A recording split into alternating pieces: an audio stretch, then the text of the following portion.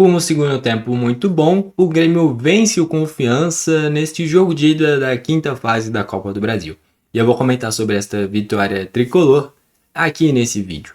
Só antes de tudo, já queria pedir para você se inscrever e ativar o sininho para o YouTube sempre te mandar os vídeos novos, tá bom?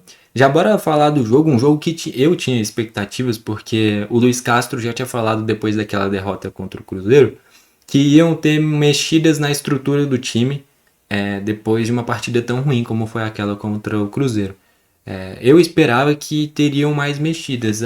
Basicamente a única mexida que aconteceu foi a retirada do Noriega do meio de campo e a entrada do Gabriel Mack. Então, ao invés de utilizar 3 volantes, né, que seria Noriega, Nardoni e Arthur, foi utilizado Nardoni, Arthur e Gabriel Mack. Foi a única mudança, nada demais.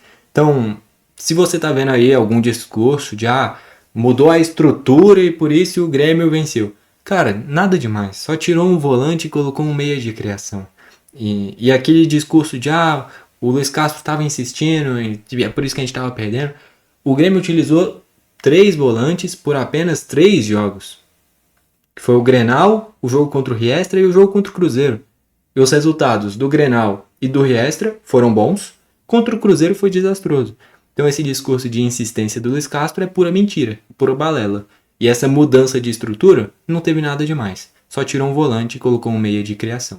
Essa mexida melhorou o Grêmio. O Grêmio fez um primeiro tempo, num geral, bom, com boa produção ofensiva. Chegou até um lance onde o Grêmio quase abre o placar em uma finalização do goleiro do Confiança. No rebote o enamorado chuta na trave e a bola volta. O Carlos Vinícius, num rebote onde a bola veio muito forte, não consegue direcionar ela para o gol e chuta para fora. Foi a grande chance do Grêmio no primeiro tempo. E um tempinho depois tem a expulsão do Ícaro, zagueiro do Confiança, que molda o restante do jogo. Uma jogada que é uma bola longa para o Carlos Vinícius, ele disputa com o zagueiro, a bola fica viva, um zagueiro do Confiança fura a bola, e aí o Gabriel Mack vai na disputa de cabeça e o Ícaro chega atrasado e raspa com a sola da chuteira na cabeça do Gabriel Mack. A princípio o juiz dá amarelo, vai no VAR e dá vermelho. Eu vou ser bem sincero aqui, tá? Pra mim, era pra amarelo. Eu acho difícil qualquer gremista concordar comigo, provavelmente você vai discordar de mim, mas pra mim o amarelo estava de bom tamanho. Se fosse ao contrário, por exemplo, o Gustavo Martins dá uma solada nessas no João Pedro, centroavante do Confiança, eu ia falar que o vermelho é exagero. Pra mim, amarelo estava de bom tamanho. Então eu tenho que ser justo. Eu acho que dava pra ficar no cartão amarelo. De fato, pegou só de raspão. Eu sei que é uma entrada dura, uma entrada forte, mas foi só de raspão, cara. Então, eu acho que o amarelo estava de bom tamanho. Porém, teve outros lances dentro do jogo que eu já vou citar agora, antes de começarem a me xingar por eu falar que não era pra vermelho na minha visão. Em que, por exemplo, teve um lance de bola parada, onde o jogador do Confiança chuta o joelho do Carlos Vinícius. A princípio, eu achei que o Carlos Vinícius tinha simulado esse jogado, mas quando a gente vê o replay, o jogador do Confiança chuta o joelho do Carlos Vinícius. Pra mim, ali era pênalti e o pênalti não foi marcado. E na segunda etapa já, o Amoso recebe um lançamento, iria sair cara a cara, e o jogador do Confiança dá um trança-pé nele, comete a falta, era o último homem, era para cartão vermelho. O juiz nem deu a falta. Então, assim, neste lance que era para vermelho do Ícaro, em que ele recebeu o vermelho, eu daria só amarelo. E também teve um lance do Carlos Vinícius que para mim foi pênalti e não foi marcado. E na segunda etapa teve um lance em que era para uma expulsão do jogador do Confiança pela falta no Amoso e nem foi marcado falta. Então, assim, não tem como Confiança falar que foi prejudicado, mas existe de fato essas distorções do que foi aplicado dentro do jogo em relação ao que eu acho que deveria ser aplicado. O que eu percebi é que em vários momentos o árbitro, o João Vitor Gobi, né, principalmente no primeiro tempo, na dúvida marcava a nosso favor. Quando é contra, quando enfrenta um Flamengo, um Corinthians, a gente consegue perceber isso. Mas quando é a favor também dá pra perceber, quando você percebe mais minuciosamente assim. E de fato, alguns lances em que, por exemplo, era falta no jogador do Confiança, ele deixava seguir e por aí vai. Então, acho que em alguns momentos o apito pesa mais para a equipe que é maior ou mais midiática, né? E isso aconteceu dentro do jogo em vários momentos. Tá bom? E fecha assim o primeiro tempo, um Grêmio que com o Gabriel Mack centralizado gerou um volume de jogo até que interessante, mas não conseguiu sair vencendo. Vai para a segunda etapa e aí sim eu gostei pra caramba e aí sim eu vejo uma grande mudança de estrutura do Grêmio, que foi como o Grêmio foi montado para a segunda etapa, onde eu achei maravilhoso o time do Grêmio, principalmente na forma como se portou e na organização do time. Eu gostei demais do segundo tempo do Grêmio e já vou falar aqui como o Grêmio foi montado. Eu queria que baseasse esse segundo tempo para os próximos jogos, mas eu acho que vai ser baseado na primeira etapa. Não acho que, tipo, o próximo jogo contra o Curitiba, por exemplo, a formação inicial seja baseada nessa segunda etapa contra o Confiança, e sim na da primeira etapa. Por mais, ainda mais pela entrevista que eu vi do Luiz Castro e pela forma como todo mundo, ou a maioria pensa, eu acho que a base do time do Grêmio vai ser a do primeiro tempo, que resumidamente é a mesma coisa dos últimos jogos, só tirou o Noriega e colocou o Gabriel Mack. Só isso. E aí na segunda etapa sim tem muitas mudanças. Então o Grêmio fica com uma linha de 3 defensores, com o Vieri sendo o zagueiro da sobra, o Gustavo Martins mais pela direita e o Pedro Gabriel pela esquerda, ficando mais preso. Tirou o Pavão no intervalo e deixou o Enamorado fazendo esse corredor direito inteiro. E o Enamorado foi muito bem, teve erros técnicos, mas ele sempre foi esse jogador do mano a mano e esse jogador que alargava o campo por ser destro mais aberto pela direita. O Amuso fazendo esse ala pela esquerda e todas as vezes dando muito perigo. E uma coisa boa é que por ter deixado o Pedro Gabriel nessa linha mais fixa atrás, em alguns momentos onde o Pedro Gabriel ultrapassava, o Amuso conseguia conduzir para o meio e aí abrir a finalização e o segundo gol foi assim. Daqui a pouco eu vou falar sobre ele. Enfim.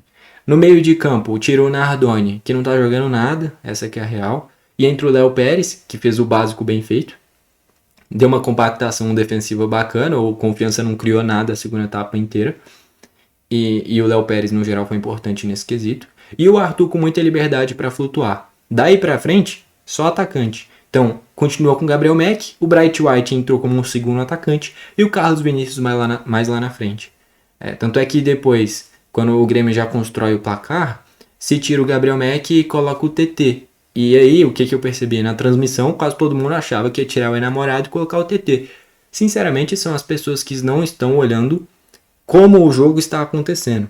E sim pelo histórico. O histórico é tirar o Enamorado e colocar o TT. Mas pela característica do jogo, não faria sentido tirar o Enamorado pelo tanto que ele estava abrindo o campo, né, sendo destro. Se coloca o TT, ia afunilar o jogo e aí acabar o jogo do Grêmio.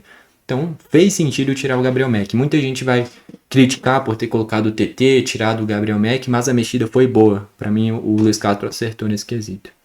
Tá bom? Falando de como os gols foram construídos. Primeiro gol do jogo foi logo com 10, 11 da segunda etapa. Bela jogada pela direita, onde o Gabriel Mack é acionado, chega na linha de fundo, rola para trás, Bright White finaliza e aí na segunda trave o Carlos Vinícius escora para o gol. E ali o Grêmio abre o placar. Pouco tempo depois, chegando próximo ali dos 25, basicamente, 25, 26, a jogada que eu citei. Um dos poucos momentos em que o Pedro Gabriel subiu na segunda etapa. No primeiro tempo ele atacou bastante, no segundo ele ficou mais fixo para deixar o Amuso no mano a mano, mais aberto. E aí quando o Pedro Gabriel passa pelas costas do Amuso, ele puxa a marcação, o Amuso corta para o meio, jogada típica dele, jogada típica da maioria dos pontas que jogam pela esquerda e são destros. Corta para o meio, finaliza, a bola ainda vai pingando, mata o goleiro e ali a gente faz o 2-0. Depois disso, o Luiz Castro dá uma poupada em alguns jogadores. Então, por exemplo, tira o Carlos Vinícius, coloca o André, vai mexendo, né? O Grêmio ainda produz mais uma ou outra oportunidade, mas fecha neste 2-0. Tá bom? Eu quero falar aqui a formação que eu queria ver pro Grêmio já contra o Curitiba. E eu acho difícil alguém pensar como eu nessa formação que eu vou dizer aqui, tá bom? Porque o que eu acho que vai acontecer, ele vai, na minha visão, ele deve repetir essa formação do primeiro tempo. Eu acho que é isso que vai acontecer. No máximo, tirar o Nardoni e colocar o Noriega. Só isso. O restante do time eu acho que vai ser o mesmo. Então, eu acho que no próximo jogo ele vai com Everton, Vieri e Gustavo Martins, Pavão na direita, Pedro Gabriel na esquerda, o Amoso na esquerda, na ponta esquerda, o Enamorado na ponta direita, Carlos Vinícius lá na frente e os meio-campistas. Eu acho que ele vai de Arthur, Nardoni e Mack, ou que é a base desse time, ou no máximo tira o Nardoni e coloca o Noriega. Só isso de mudança. E no geral acho que ele vai repetir esse primeiro tempo, tá? Só que a equipe que eu utilizaria é a base do segundo tempo, com uma ou outra modificação. Então, por exemplo, a minha escalação para esse jogo contra o Coritiba e para a sequência dos jogos de agora do Grêmio que eu acho que pode render mais. O Everton no gol, indiscutível. A linha de defesa, eu utilizaria o Gustavo Martins pela direita, eu iria com 3 defensores. E aí eu fico em dúvida se eu utilizaria, como foi a segunda etapa, o Wagner Leonardo como um zagueiro da sobra e o Vieri como um zagueiro da esquerda. O Wagner que entrou no lugar do Pedro Gabriel, boa mexida por sinal, para ter uma proteção maior nesses minutos finais, não dar brecha para uma achada do Confiança para ali colocar um fogo nesse restante do confronto. Então eu fico em dúvida para esse próximo jogo se na minha escalação ideal eu utilizaria Martins, Wagner Leonardo ou Vieri, ou Martins, Noriega como zagueiro e Vieri pela esquerda. Eu acho que eu iria com o Noriega, tá bom? Noriega centralizado, Vieri na esquerda e o Martins na direita. Eu iria com esse trio de zaga. Pela direita, aí vai ter que ser ou Pavon ou Enamorado. Eu acho que de início eu iria com o Enamorado por jogar em casa. E o Pavon iria pro banco. Eu gosto do Pavon, por mais que agora que o Grêmio tá em má fase, todo mundo que tava elogiando o Pavon por estar bem, todo mundo agora tá criticando, falando, não, tem que usar o Marcos Rocha. Cara, desculpa, já passou da fase do Marcos Rocha. Essa que é a real. Se for utilizar o Marcos Rocha, é num contexto de 3 zagueiros, ele sendo um zagueiro pela direita. É a única forma que eu enxergo o Marcos Rocha nesse Grêmio atual. Ele fazer a lateral direita, ele não conseguiria correr metade do que o Pavon corre. É uma questão física, não é nem uma questão técnica. Ele não conseguiria subir, fazer esses ataques acompanhando junto com ponta. E na velocidade e na parte física ele ficaria a desejar. Hoje o Marcos Rocha pode ser importante pela liderança, mas dentro de campo ele não encaixa nesse Grêmio atual. Quem está pedindo o Marcos Rocha para jogar é porque não está vendo o molde do Grêmio atual. O Pavon dá muito mais intensidade. O Marcos Rocha vai ser um cara mais tranquilo, com mais experiência, muito menos erros técnicos, é verdade, mas que vai arriscar muito menos que o Pavon, que vai gerar muito menos ofensivamente do que o Pavon e que vai correr muito menos do que o Pavon por uma questão de idade. Então, o Marcos Rocha hoje não faz sentido jogar. Por mais que muita gente possa pedir, quem está pedindo, na minha visão, está pedindo errado. Enfim, esse trio de defensores do Grêmio para mim seria esse: Martins, Noriega, Vieri. Na direita eu iria com o Enamorado, na esquerda eu iria com o Amuso. Eu sei que o Pedro Gabriel tá muito bem, mas eu tiraria ele. No meio de campo eu utilizaria Nardoni e Arthur. E aí Gabriel Mack, Bright White e Carlos Vinícius. A base do segundo tempo, a única diferença seria desde o início do jogo, eu tiraria o Pedro Gabriel e colocaria o Noriega já como um zagueiro. Ou até mesmo utilizaria o Léo Pérez ao invés do Nardoni. E aí Noriega e Léo Pérez juntos. Daria para acontecer. Eu acho que o que mais teria que se basear desse jogo para a sequência de temporada é o segundo tempo e não o primeiro. Porque no primeiro tempo, mesmo com um a mais, o Confiança teve a chance do jogo quando estava 0-0 e o Patrick finalizou para fora. O PK, que quando era do Grêmio era o Patrick, né? Surgiu sendo um meio campista promissor e acabou não vingando tudo que se esperava, né? Enfim. Mas para mim é isso. O Grêmio tem que basear para a sequência de temporada esse segundo tempo e não a primeira etapa. A primeira etapa o Grêmio não foi mal, mas poderia ter ido muito melhor. E na segunda etapa, sim, a gente foi muito dominante, muito superior. Eu sei que o fato de enfrentar o Confiança e ter um jogador a mais foi muito dos motivos para a gente ter feito um segundo tempo tão bom. Mas é ali que o Grêmio jogou bem.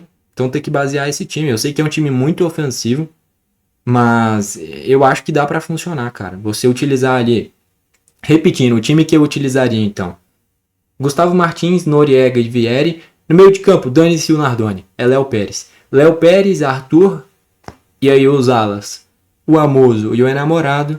E aí eu utilizaria Mac, Bright White e o Carlos Vinícius. Se quiser fazer alguma alteração, você tira o Mac e coloca o Amuso mais centralizado como um segundo atacante ao invés do Mac e deixa o Pedro Gabriel como um ala esquerda. Mas essa seria uma base de time que eu utilizaria com 3 defensores. Foi o que deu certo na segunda etapa. Tá bom? Enfim, não acho que é isso que o Luiz Castro vai fazer. Acho que ele vai manter esse padrão de uma equipe base como foi a primeira etapa, só trocando um volante por um meio de criação. E se isso acontecer, eu acho que é bem possível que a gente perca para o Curitiba, porque o Curitiba é um dos melhores visitantes do Campeonato Brasileiro. Faz uma temporada sensacional como visitante. Se eu não me engano, é o terceiro melhor visitante do Brasileirão. Então não é um jogo fácil. Enfim, vitória importante sobre o Confiança, não tem nada definido, mas a gente encaminha a classificação. Beleza? A parte ruim, que nem eu falei, é essa. Eu acho que dificilmente o Luiz Castro vai basear o segundo tempo pro restante dos jogos. E sim o primeiro tempo, onde mudança de estrutura não teve nada. Né? Foi puro discurso isso daí. E por ter vencido, boa parte da torcida vai cair nessa. Mas o que aconteceu mesmo foi só tirar um volante e colocar um meia de criação. Só isso. Nada demais. Antes desses 3 jogos, antes do Grenal, o Grêmio já fazia isso, cara. Já foi testado o William, o Riquelme, o Mac, o Monsalve, o Cristaldo como camisa 10. Essa base de time do primeiro tempo já foi vista em vários momentos na primeira temporada, no início da temporada. A única diferença é que 3 jogos antes, que foi o Grenal, o Riestra e o Cruzeiro, a gente utilizou 3 volantes. Só isso. Mas antes desses jogos, era essa mesma base de time. Não mudou nada. Essa que é a real. Então, mudança de estrutura, não teve nada. Só colocou um meia de criação no lugar de um volante. O que me entusiasma de novo é o segundo tempo, mas eu acho que ele vai ficar para a história, ao invés de ser aproveitado para essa sequência de jogos. No geral é isso. Bom, foi esse o vídeo. Valeu e falou.